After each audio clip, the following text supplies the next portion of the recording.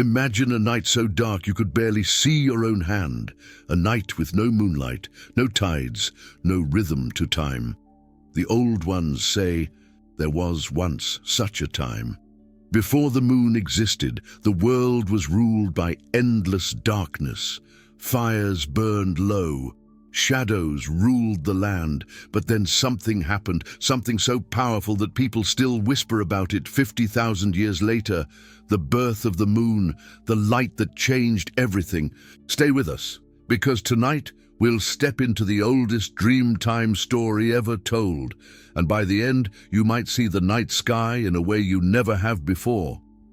Across Australia, the Dreamtime isn't just mythology, it's a living record.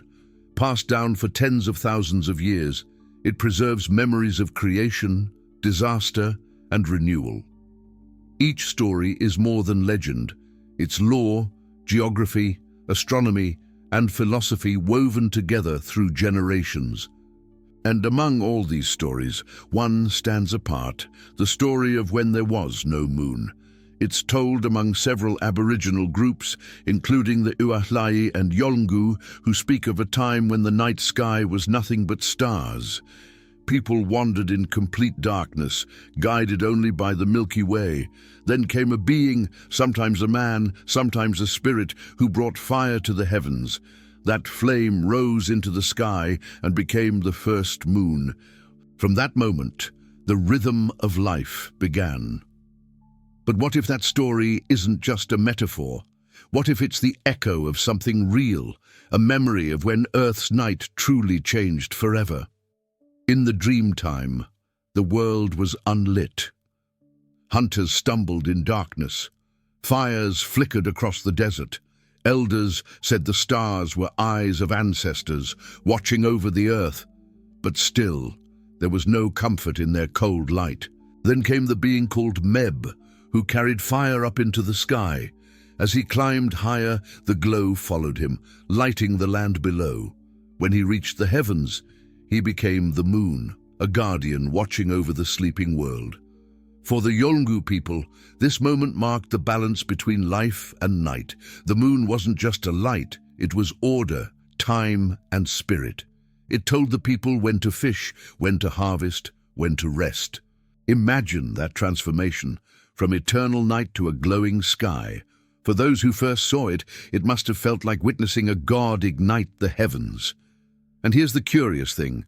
Scientists now know that oral stories can preserve memories for over 10,000 years. Some Dreamtime accounts describe events like volcanic eruptions and meteor impacts that modern geology later confirmed. Could this time before the moon be one of those memories? Modern science says the moon was born about 4.5 billion years ago, after a massive collision between Earth and a planet-sized body called Theia. The debris eventually formed our satellite, long before humans existed. So, no, people didn't literally see the moon appear in the sky. But here's where it gets fascinating. What if the story captures something else, a change in how people saw the sky? During the last ice age, atmospheric dust and long cold nights might have altered how the moon and stars appeared.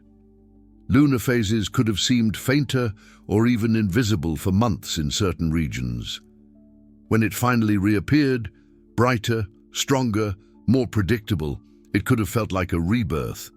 That experience, the return of light after endless dark, became immortalized as the moon's creation. The Dreamtime, then, isn't about literal astronomy. It's about memory and meaning. The science and the story don't compete, they complete each other. Across the world, cultures remember times when the heavens changed. The Greeks told of Selene rising to rule the night. The Maya believed the moon was once human, punished and transformed into light.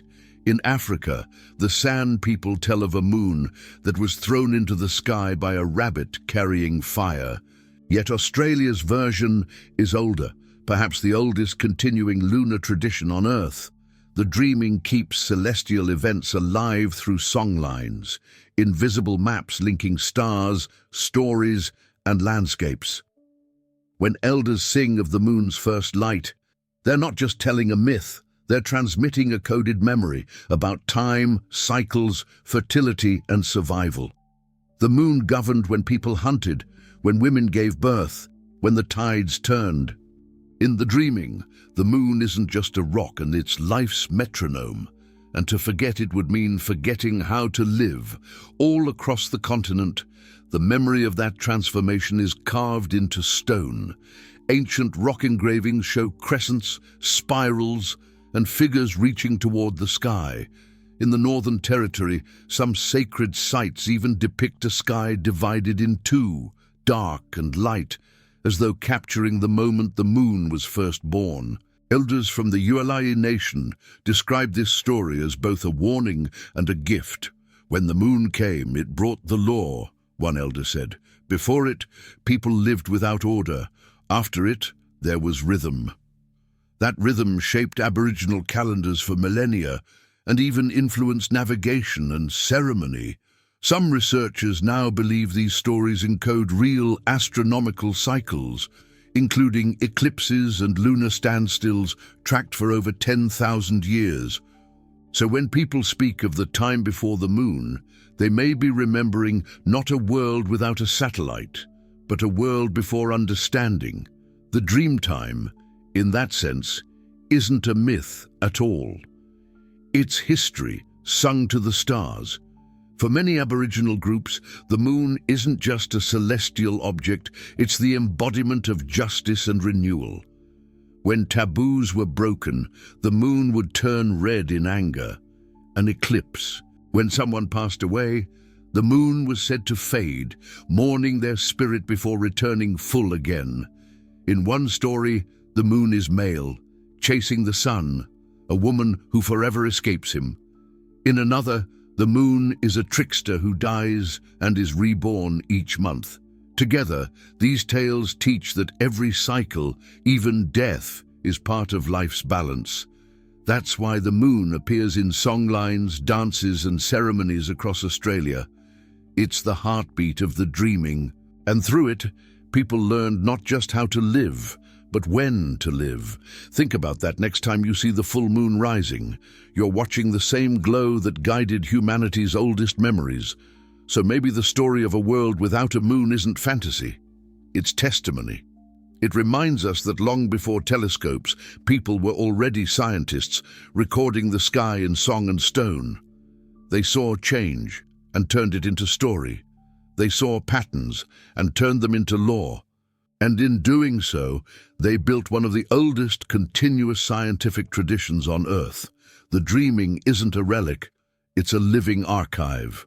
And when you stand beneath the southern stars, you're standing inside that story. If this story changed how you see the night sky, give it a thumbs up. It really helps the channel grow. Share it with someone who loves astronomy or ancient history, and drop a comment below. What does the moon mean to you?